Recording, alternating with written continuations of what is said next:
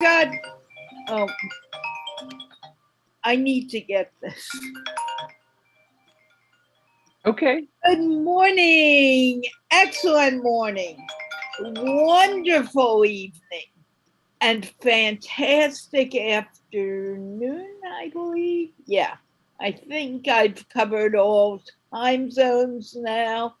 This is Carla from Mindful with Carla and Friends. And today we are talking about communication in a different manner. We're talking about our perspectives and our perceptions. And many times we change, one word can have a different meaning for many people. If you've grown up in a city, you may have grown up in an apartment, and your house is considered an apartment. If you grew up in a suburb, your house may be a big house with all kinds of rooms and much different from an apartment. And if you grew up in we'll keep house like that. Our meaning and our perception of words is based on our experience. And one thing that I will mention very quickly is that everyone has a different perception of words. And it is that perception that they use with communication. And because of that, our understanding of communication, of anything anyone says to us, could cause a little confusion. That's why we may want to say, I don't know, or I don't understand. And it's perfectly fine because it allows you to gain more knowledge. Having said that, I want to tell you I have a wonderful panel today. I have Kimmy, who is our relationship navigator. I have Pastor Billy, who is not paying attention right now or taking notes, who is our spiritual guide in a way in Mindful. And I have Victor Irving Jason. my dear friend Victor, what was your name again? Victor Willie. Victor. Anyway, we have my dear friend here. And I'm not sure what Victor does. I know that he was a nurse at one point. He is now a dasher for DoorDash. And he's an interesting human being. In any case, I want to flip the thing over to Kimmy, who will communicate what she understands about perception and perspective. Or is it the other way around? In any case, if you're here and watching the show, please share it out to your friends, family, and friends to be. Kimmy. Thank you so much. And what a great topic. We all, every single person on the planet suffers from what I call stuck in your own head syndrome. We are all perceiving the world through our eyes, and filtered through our beliefs, our values, our histories, our stories, our experiences. All of that creates the perception of the world that we have. I've been studying neuro-linguistic programming since 1995, and I'm an NLP master practitioner and trainer. And what that means, neuro is how your brain works, linguistic is how you communicate with yourself and others, And programming is the ability to change that pattern that you're doing to get different results. We have some presuppositions. I call them operating beliefs. One of them is, behind every behavior is a positive intention. I may look out at somebody and see them doing whatever they're doing, and I will interpret what they're doing from my perception. CEOs, stuck in your own head. And I can change that to have a different operating belief, a different story that I tell myself, which is, I have no idea what somebody else is doing, and I'm sure they have a good reason for it. They have some kind of positive intention that may not be positive for me or other people. That's the key. We think if I was in that person's shoes, I would do this or I wouldn't do that. The reality is we're not in their shoes. We can guess what they may be feeling. But I think the safest assumption you can ever make about somebody is you have no idea what they're experiencing. And then be curious instead of furious. What is that positive intention behind it? That will shape the kinds of questions you ask. If I assume that there's a negative intention behind something, that will shape my behavior there. Behind every behavior is a positive intention. The shaping of our perception is a choice. We can choose which filters we're going to do and which filters we're going to use. I can filter through my mind, and I choose to, that there's a divine, God-given, universal energy that is present for everybody. Is it true? I act like it is because I choose to have that operating belief. I could choose to see the world as a dangerous place. And guess what? I will see everything that is dangerous out there,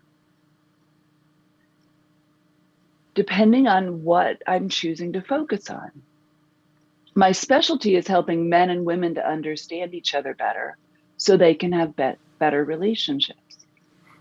Men and women are so different that we'd be better off if we actually spoke different languages, because then we wouldn't think we were communicating. Women look at men typically, now this is not across the board, nothing is an absolute, but women tend to look at men as hairier, misbehaving versions of ourselves, who are either not doing what we would do and we're upset, or doing things we would never do and we're upset. Because we have an operating system. Women tend to be the supporter, adapter, enhancer of the world. We like groups. That's why the word inclusion is so important to us. We want to feel included. It feels like safety to us. We are externally motivated. That means we're motivated by the world around us and the people around us. Mm-hmm. We like to share lots of details, because details for the feminine of the species could be life or death. If you imagine a group of people going out into the meadow and they're picking berries, they could come home with a bowl of berries that will kill us all. We don't want that, do we? So that's a really great strength. The masculine is this provider, protector, producer energy. And they tend to be linear thinkers, not all across the board, of course. They are the hunters of the world, single focused, one result then the next. When they go on a hunt, do you think they talk all day? No, that would be a really bad idea. You wouldn't bring home the deer. So men tend to look at women as smaller, emotionally indulgent versions of themselves who can't get to the point to save their lives because they give so many details. These are two ways that we have about 50% of the population perceiving things one way or the other. And then, of course, we're each our own unique culture. Our culture, who we are, shapes how we view the world, shapes how we interact with it. Whether we're a man or a woman, it will shape how we interact. So understanding that how we perceive the world and how we look at it shapes our perspective and shapes how we communicate with other people. I feel like I've gone on a lot, so I'm going to leave the floor and send it to one of the guys. I am correcting a major problem with Pastor Billy. It's well, next. I was going to say both Victor, we won't take this personally, Kimmy, but both Victor and I are a hairy version of you. That's right. So I feel like I need to dash out and get a shave, but but people say about my beard, and I have a definitive reason why I have a beard, and it's not because I'm lazy, but people often say to me, well, Pastor Billy, when you have an ugly house, you have to put a lot of shrubbery in front of it. So that's, what you see is what you get. Is but I really want to hear what Dr. Victor has to say. But I love what you said, Kimmy. Curious instead of furious. Don't be mad, be glad. Don't be sad, be glad. And I think, too many people in this whole idea of communication and our perceptions and our perspective, I'll throw out a big word here, but too many people have cranial rectal dysplasia. And I know that's a new, I know you're both shaking your head. What in the world is that? I can't go into the detail, but when you have cranial rectal dysplasia, then you're not listening to the other person. And because I travel a lot in foreign countries, I have to be very careful about how I communicate, because even if I'm amongst, should I say, speakers of the English language, but it's not their mother tongue, I have to be on point with every word, with every sentence, with every facial expression, with the body language.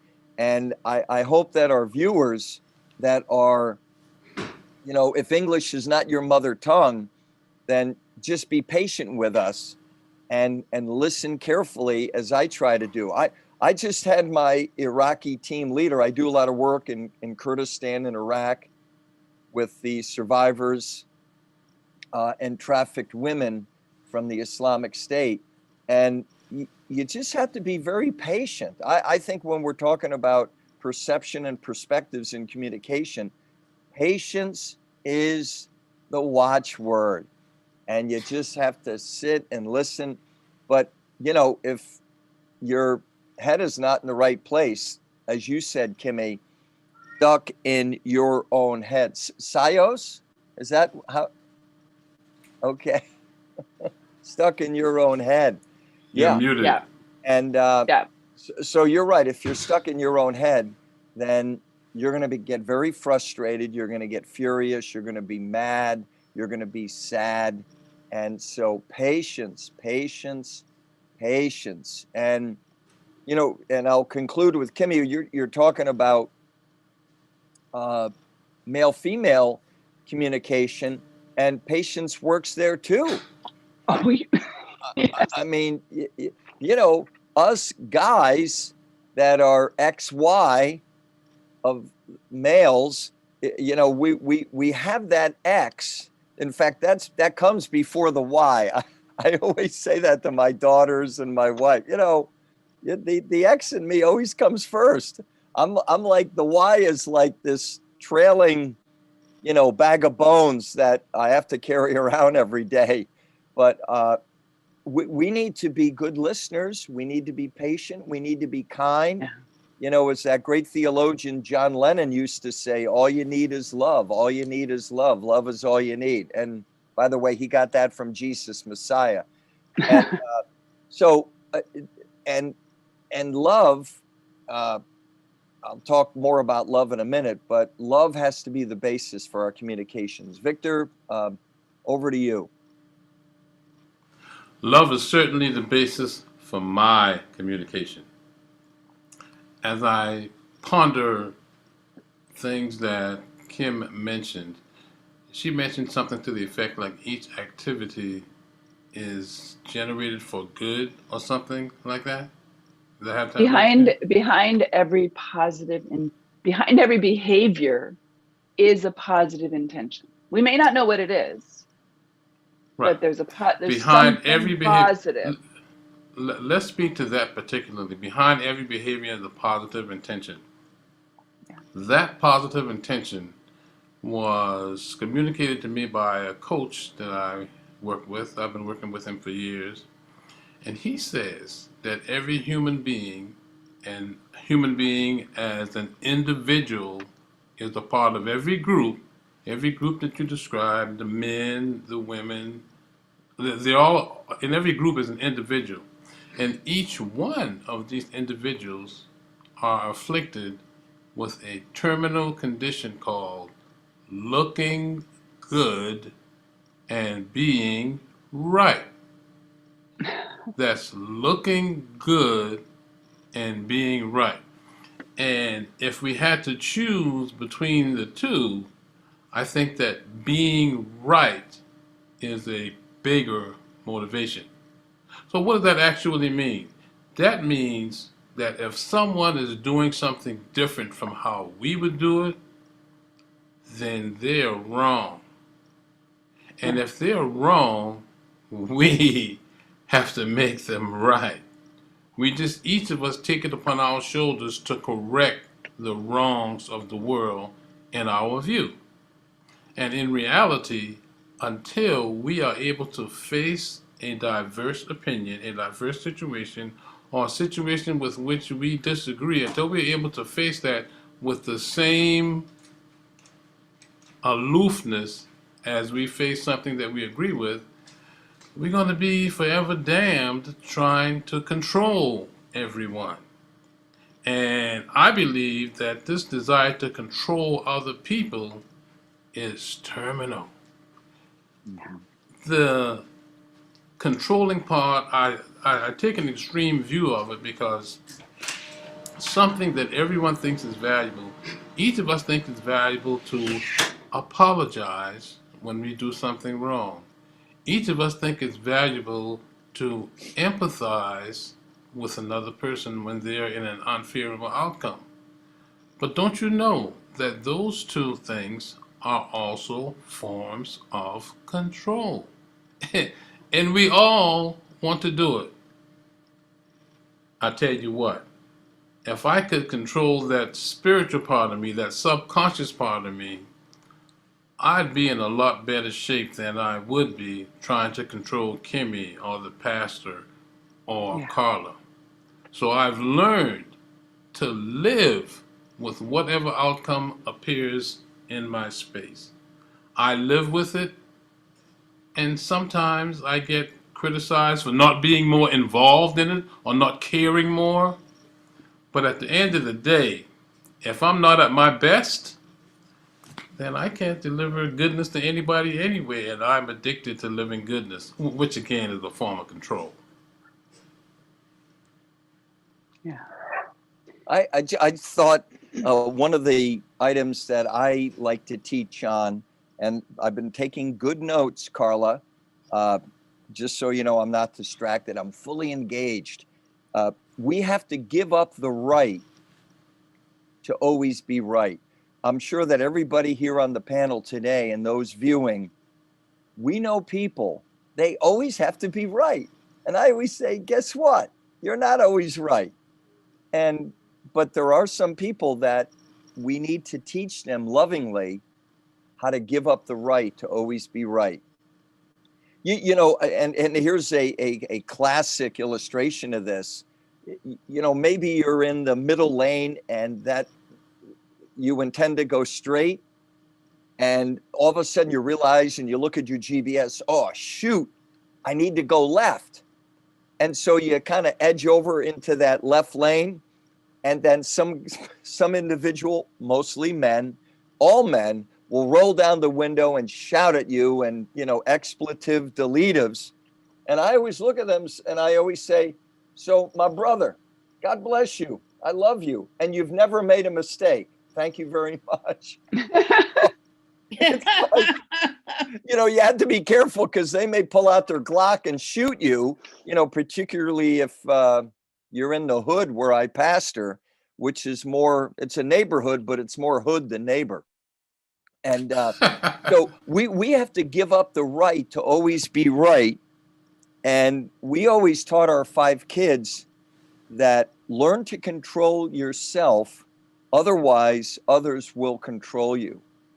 So you have to have that discipline of self-control. And I love that verse from the teaching of Jesus, that God has not given us the spirit of fear, but of power, love, and of self-control. So we always taught our kids to, you got to always be in control of yourself, right? Isn't that self-control? It's the only thing. It's the only thing we can control, right? Exactly. Sometimes. Can't even control that all the time. Sometimes I agree with that. And when you're choosing to, it's a choice. And you may feel bad. You may feel fear. You might feel angry. You might feel validated in those feelings. And there might be a reason for those feelings. And you can talk yourself off the ledge. For me, it's remembering the interconnectedness of everything. I'm studying a course in miracles. There are 2 things. There's love and there's fear. It's a thick book, and all it focuses on, from every single different angle that it can find, is the ego is fear. How do we rise above that to love? You can be the most conscious, spiritual person and get tripped up in your relationships if you don't understand the masculine and feminine dynamic. Yes, all it takes is love, except that it takes more than love to have a relationship work. Yeah. You have to understand how you operate, how your partner operates, come to agreements about things and work together, and choose. For instance, if I'm talking to a man, he might be more bullet pointed and single focused. And he may not be forthcoming with the details because the details don't matter to the hunter. It's not so important to many of them. Now, of course, if you're a hunter and you're an engineer, you're hunting the precision, and that's a little different, but it's still single focused on the result. And so that the feminine might look at that person and say, tell me more. Why do you conceal things? And be angry and frustrated. The single focused human being, when talking to a woman who goes into details and lots of story, because stories and details are life and death for the group member, the one who's externally motivated, wants to be part of this, because that's where safety lies. Now, it's still safety if you're a woman and you like to be alone. But you probably can do that within the context of something safe. So he'll look at her and she's giving all these details and he glazes over because he's like, just get to the point. And your point is, what are you telling me? And those are just 2 really simple ways that we look at each other as a version of ourselves and judge them. We perceive them through our lens and make them wrong. Nobody wants to play and hang out with or be in relationship with somebody who makes them wrong all the time. Criticism kills relationships. If somebody's critical all the time, or they're making somebody wrong all the time, pretty soon they're not going to want to hang out with you. Yeah. They're not going to be with Exactly. you. They're not going to play with you. So how can you be curious and listen to learn about the other person? Even if they want something different, find out what they value underneath it. I'm curious, what's important about that to you? Listen to learn about the other person so that you can find some common ground, because the common ground is actually always there. We just miss it behind some of the surface stuff. Now you're a relationship person, as you were introduced. I'm going to give you a statement, and I would like for you to elaborate on it if you don't mind, and if everybody else on the Sure. panel doesn't mind. A moment ago, you said that criticism kills relationship. Yeah. I'd like to say that criticism, even though they might not know it, also kills the critic themselves. Oh, yes. Mm-hmm. That's absolutely true. If I'm looking at somebody else and I am perceiving that they transgressed in some way, they broke a rule, they didn't do what I wanted them to do, I couldn't control them, and now I've judged them. Just judging the person feels bad. Mm-hmm. It doesn't feel good in your body, and there's a really good reason for that. Anger, the hormones and chemicals that go into your body from anger sear the body the way acid sears metal. It is toxic. There's a book that, if you have never read it or heard of it, it's called Deadly Emotions by a guy named Dr. Don Colbert. And it is brilliant, but it goes over thousands of research studies showing the biochemistry of your body that is shaped by your perceptions. If I perceive the world as attacking me, I'm going to be defensive and protective. Just that attitude changes my body.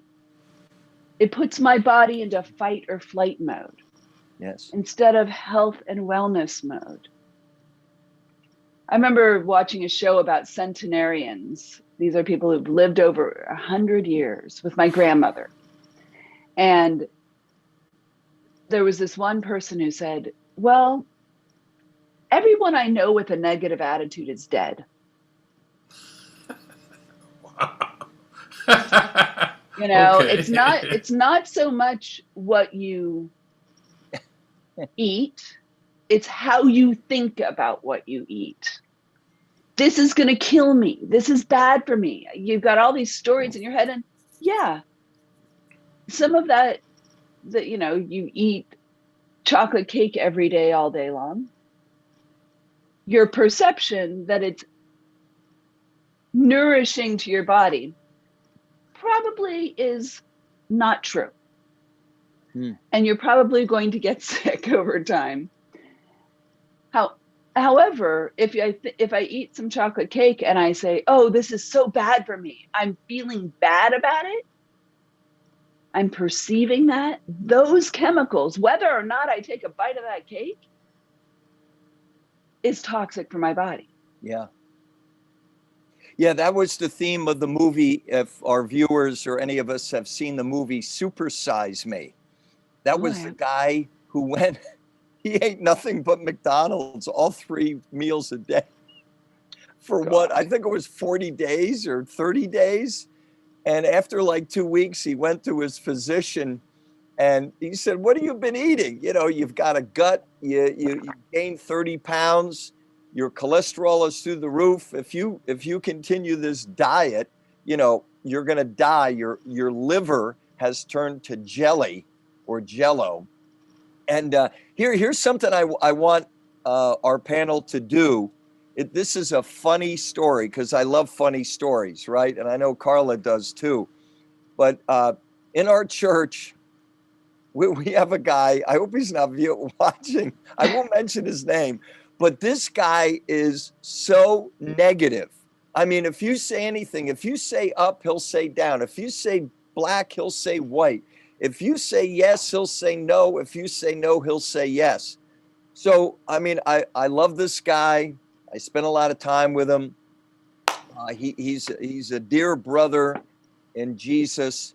And so I saw him one time at a meeting, and we were both standing, and he had just strafed over this meeting. I mean, this was wrong, that was wrong, criticism, critic. I mean, if you look up the word criticize, you'll see his picture there in the dictionary. So I walked up to him. I'll call him Sam. And I saw him in the hallway of the church. And I walked up and I said, Sam, can I talk to you? And he said, yeah. What do you want? It's like, okay, you're ready for a fight, right? So I grabbed his arm and I leaned in and I said, Sam, do you know that God has given me the ability to detect your blood type? And I said, I can just grab your arm and I can detect your blood type. So I kind of, acted it out a little bit. And he like, Pastor, you're nuts. Like, what are you doing to me? Get your filthy hands off my arm. So I grabbed his bicep and I closed my eyes and I looked like I was really like intent. And I said, Sam, I've got your blood type. And he said, what is it? I said, it's B negative, and I'm praying that you can go to B positive. And he just like, he laughed like crazy and he stormed off. So I think he's actually changed a little bit after I detected his blood type. So do that for people. Say, man, I know your blood type. And people will be, how do you know my blood type? Well, your blood type is B negative, but I hope God changes it to B positive. So that's my little story. I probably went on too long, but I figured. How odd that my blood type is actually B positive. Oh, it is? Okay. Mine's O negative. Oh, negative. Oh. Okay. All right. Very good. So, just just think about this. If there were more positive people in the world, and people often ask me, they say, hey, Pastor, how you doing? I say, I haven't had a bad day in 51 years. And they look at me and they say, whoa, how did that happen? I said, well, ever since Jesus saved me. And they're like, okay, get lost, Pastor. And, but, I think when we're positive with people, they're going to be positive to us. So there is hope for change. And I have that hope even of myself. I mean, I'm very thankful that my bride, Nancy, we celebrate 42 years on May the 10th. And, she's never thought of divorce, which I'm very grateful for. She has thought of murder, however. Right, Kimmy? You know that line. I like to say relationships are not for the faint of heart. They take time, effort, attention. It makes a big difference. I loved your story, though. I thought that was such a great thing. It's a great way to get to somebody who sees the world as they are critical of everything, and they see the world as a dangerous place. They have this attitude that is global about maybe something bad happened, and then they made it bigger. They included other things that were not in the original experience, and they made the experience mean something. So then they judge it, and they put that energy out there. It is a vibration that people around them are sort of bowled over by their negative energy. And we can change the energy, and we choose to. Now, a trick with somebody like that, I love your story though, be positive. Oh my God, that's so great. I have to remember that. And a great thing to do with somebody who is a mismatcher is what we would call them. You say the sky's blue, they say no, it's green. Okay, they have to correct you all the time, and they'll say negative things, is to say you could try that or not. You can add the or not at the end of things with people who will point out, have a perspective that they'll try to direct onto you. And you could say, well, you could be positive or not. It's your choice, because it gives their brain a sense of choice in the conversation. And people who are sort of mismatching, who are always pointing out things off, or they ask you for support. Yeah. You give them something and they say, oh, I can't do that. Or I can't do that. Yeah. I can't do that. I've tried that. I did it. Right. You can try it or not. The more attached you are to what they do, it's not going to go very well. Yeah. Just clarification. What do you mean by, and maybe some of our viewers have this in mind, what do you mean by mismatch? You're just saying that these people just are not going to track with you in anything you say in any conversation? Yeah, pretty much. I mean, of course, everybody's their own, very own unique set of characteristics. So some people maybe are strong mismatchers. So every single thing you say they're going to say the opposite. So that person, giving them a sense of choice will help, especially if they've come to you for something. You're the pastor of the church, he probably comes to talk to you for things. And it can be really frustrating when you're talking to somebody like that, because everything you offer, like, so why are you here? Yeah. Why did you want it? It's your money. Why are you here? How can I help you? I mean, I have one guy I've coached over the years who, from time to time, I have to say to him, remember, you hired me to support you. Right. I don't.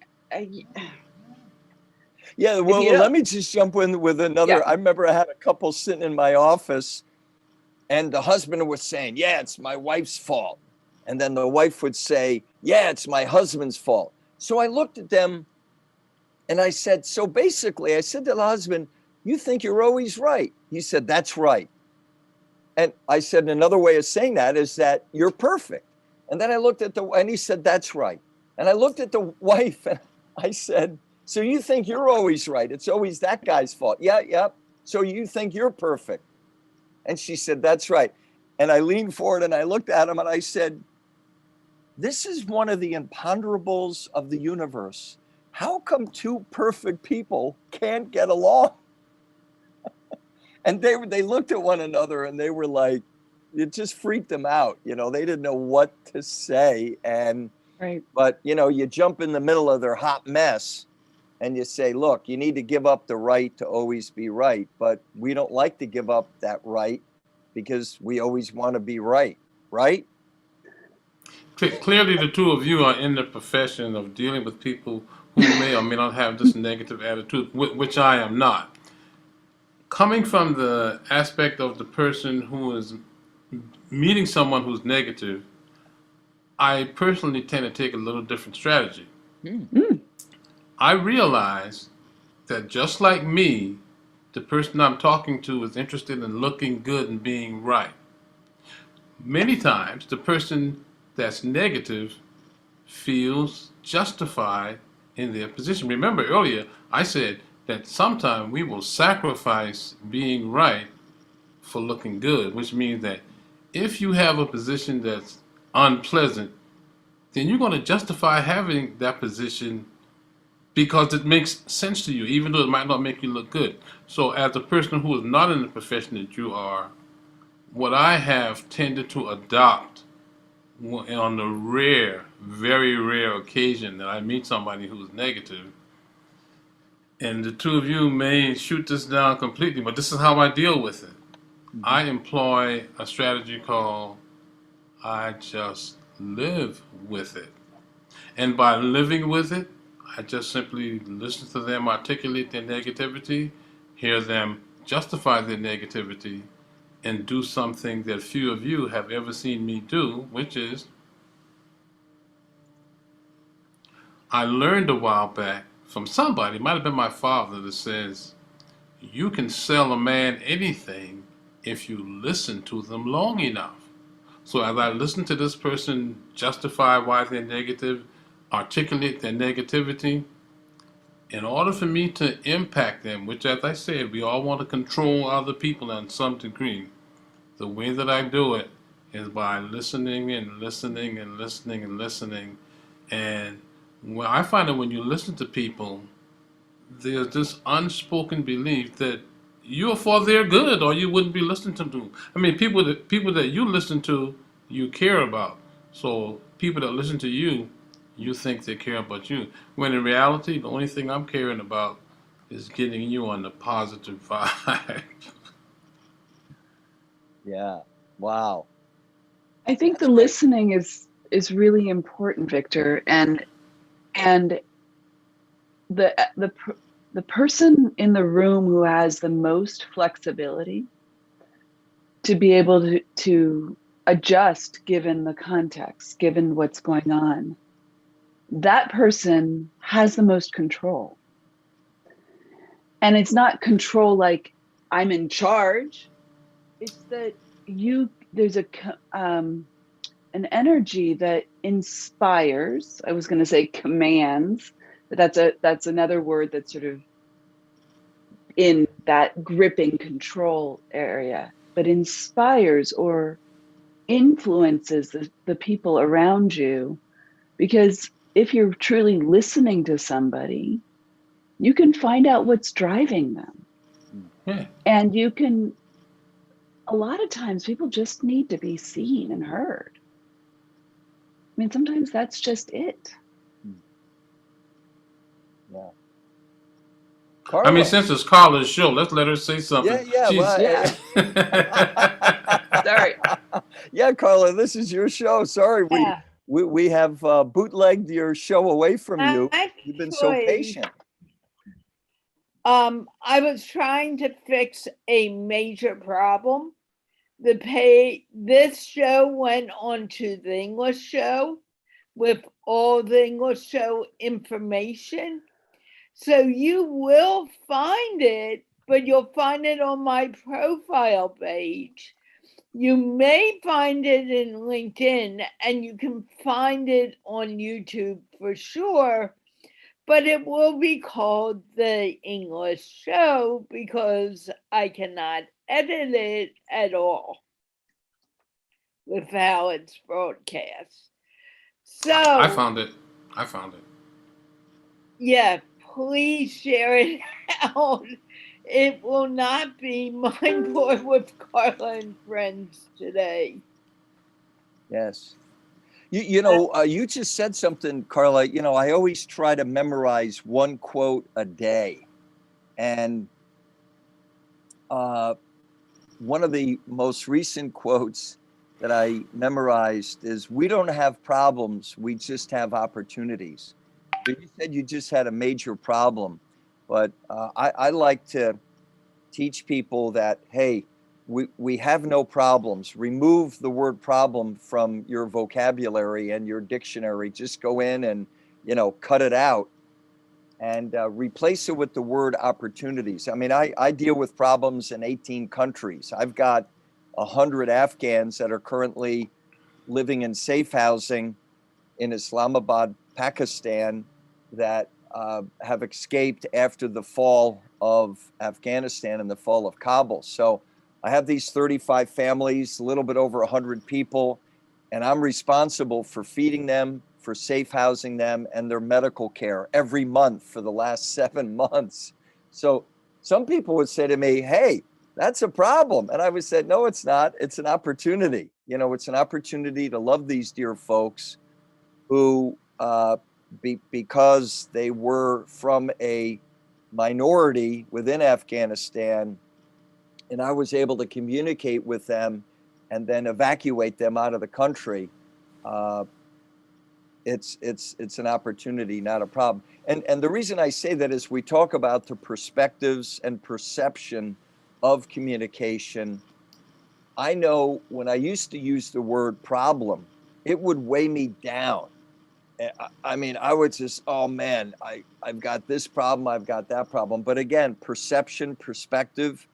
So because I deal with so many problems in other people's lives domestically and in 18 war zones, I said to myself, wow, I need to jettison the word problem and focus on the word opportunity.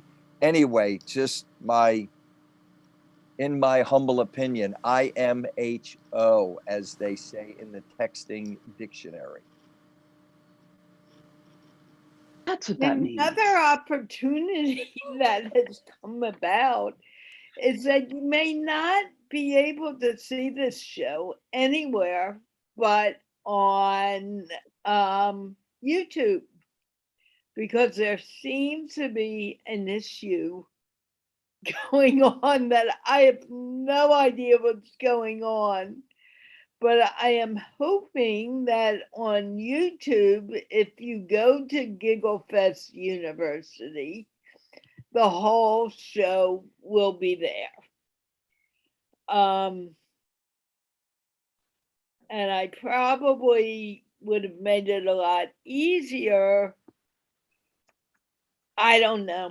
I really don't know what in the world is going on right All good. now with this show. It's all good. It's all good in the hood, as we say, in the hood. Well, and I want to just reiterate what you were saying, Pastor Billy. The words we choose to define what is we're experiencing make a difference. And if I'm using a word that feels heavy, it's a problem.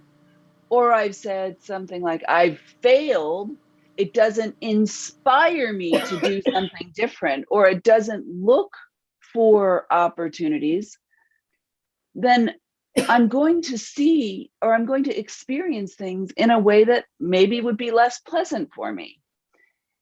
I can choose. Are there no opportunities and it's a problem? It's possible. That may be true. Yeah. But I can also look at it as an opportunity. Who is here to help me? Who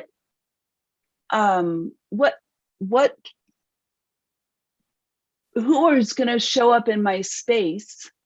I was going to use the word opportunity again, but who's going to show up in my space? What is going to be possible from an experience that I would not ever have planned, that caused me to meet somebody or do something or have an experience that I would not have conceived of?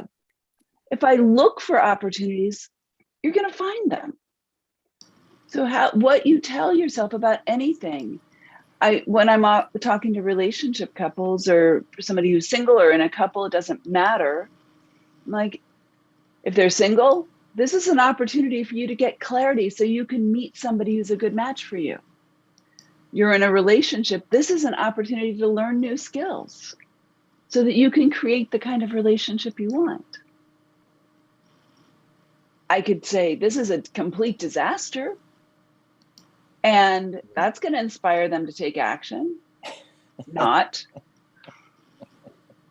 What you tell yourself about anything. I broke my ankle last year. Okay.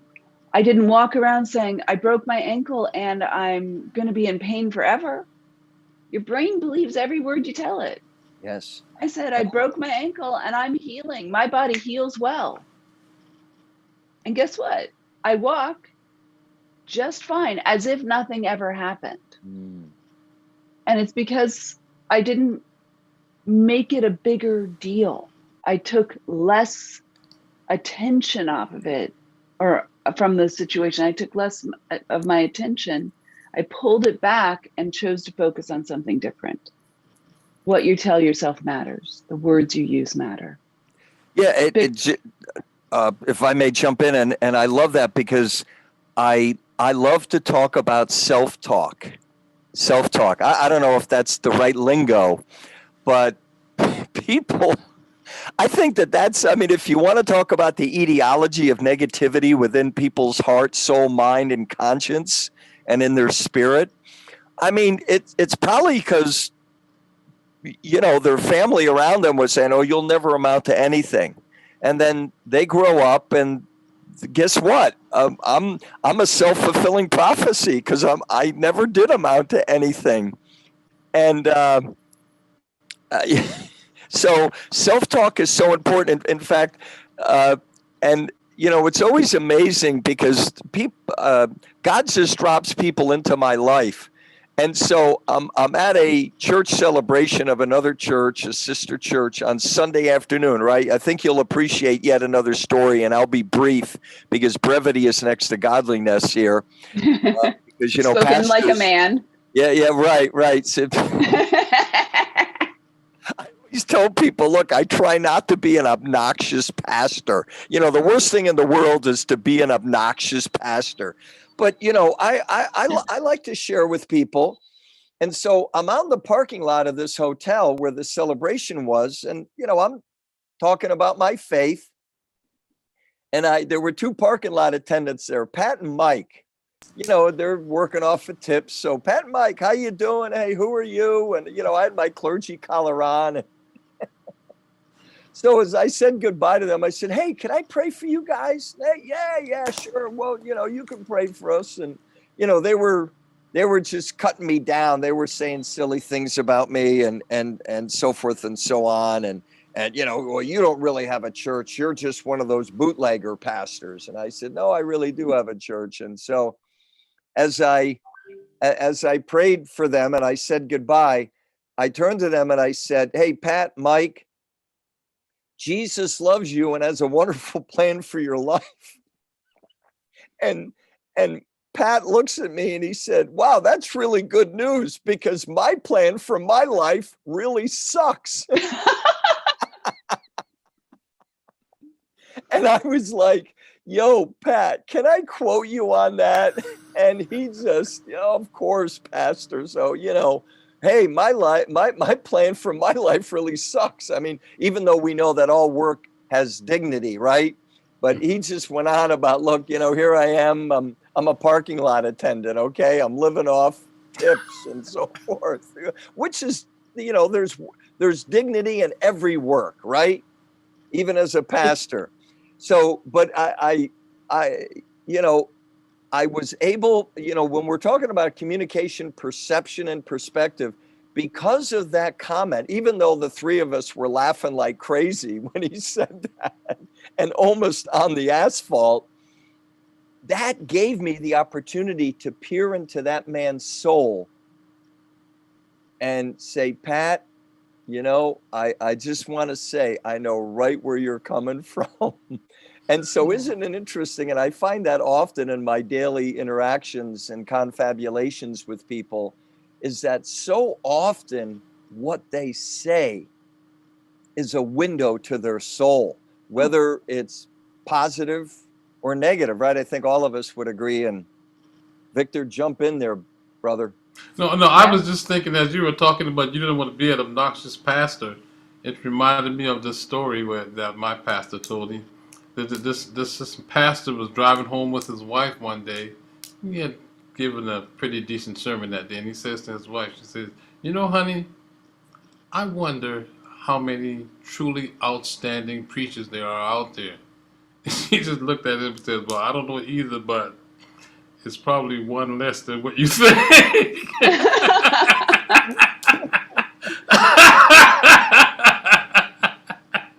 Perfect. It's probably one less than what you think.